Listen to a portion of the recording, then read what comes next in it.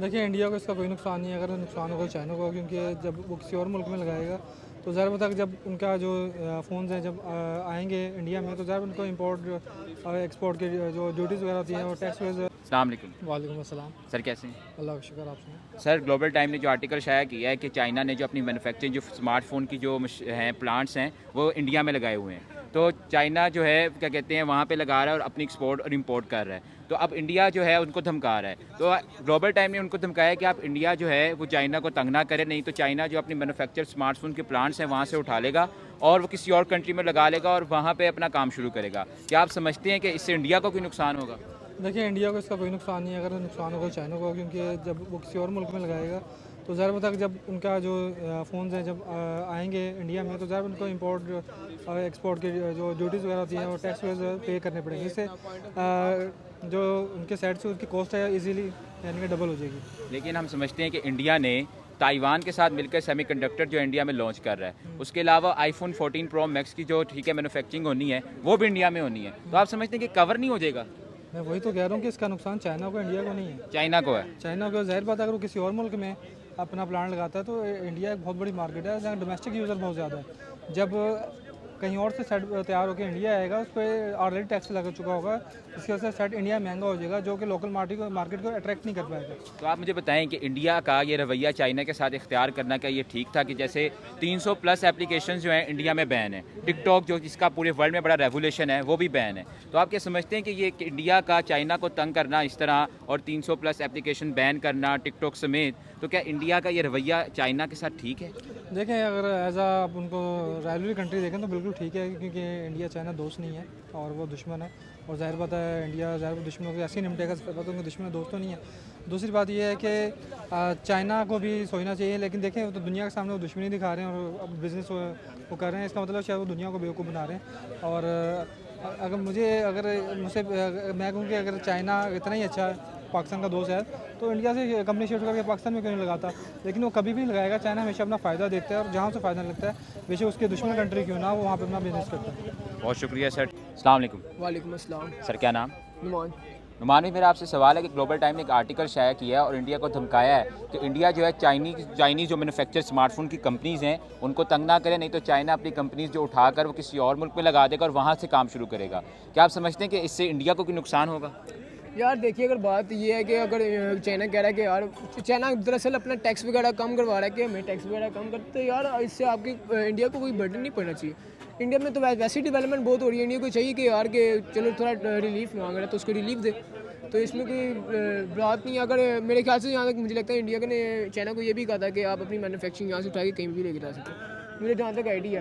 क्योंकि देखिए चाइना ने ये कहा था कि मैं इंडिया से उठा के कहीं 2 ममालिक और ऐसे तय थे कि वहाँ पे शिफ्ट कर दूँगा, बट देखिए ना मैं तो यही कहूँगा कि इंडिया के पास पॉपुलेशन बहुत ज़्यादा है जिस वजह से वो ये चीज़ें वगैरह कर, बट अगर जहाँ तक मुझे लगता है ना इंडिया ने बहुत इंडिया को ज़्यादा बेटर पता है कि उसको क्या करना चाहिए क्या नहीं करना चाहिए, तो मैं कुछ नहीं कह सकता इस बारे में। तो आप समझते हैं कि चाइना को इससे नुकसान होगा?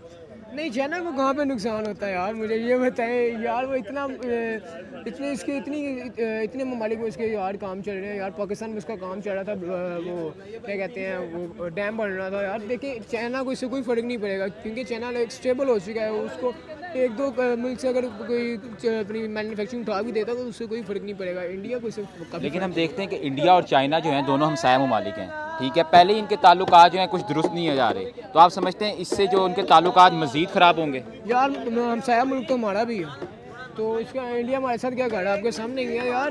बातें खत्म करने से बढ़ती है। अब देखिए एक चीज़ को आप बढ़ावा देंगे तो वो चीज़ें ख़राब भी होंगी।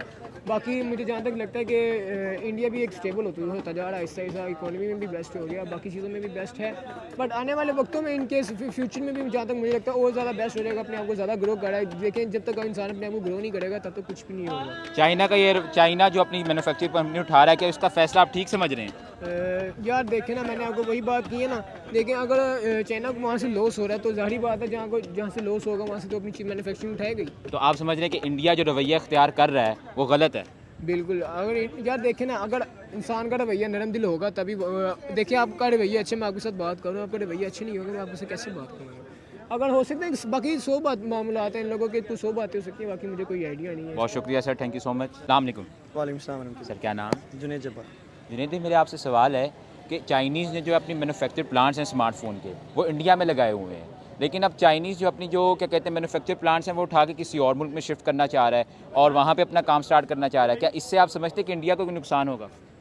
यार नुकसान तो ऑब्वियसली होगा, जो क्योंकि जो प्लांट्स लगे हुए हैं वहाँ पे लोग काम करते हैं, तो जब वो प्लांट्स दूसरे मुल्क में शिफ्ट होंगे तो ऑब्वियसली वो लोग बेरोजगार हो जाएंगे। लेकिन आप देखें ना कि इंडिया जो ताइवान के साथ मिलकर सेमीकंडक्टर जो है उसकी मैन्युफैक्चरिंग कर रहा है इंडिया में, उसके अलावा आईफोन 14 प्रो मैक्स की जो मैन्युफैक्चरिंग है वो भी इंडिया में होने जा रही है। क्या आप समझते हैं कि कवर हो जाएगा सारा मामला? देखिए कवर तो नहीं होगा, जिन लोगों के पास जॉब्स नहीं है उनको नई जॉब्स मिलेंगी, और जो पहले से काम कर रहे हैं इंडस्ट्री में वो तो बेचारे बेरोजगार हो जाएंगे। और वैसे भी इकोनॉमी में बड़ा फ़र्क पड़ता है, जब एक चलती कंपनी आपका मुल्क छोड़ के जाती है तो बहुत फ़र्क पड़ता है। ट्रांसपोर्टेशन देखिए ना, एक कंपनी के साथ बहुत सारे शोबे इंटरकनेक्टेड होते हैं, तो वो सब जो है एकदम बंद हो जाए तो बड़ा मसला बनता है। नहीं तो आप समझते हैं कि चाइना का जो ये फैसला है वो ठीक है?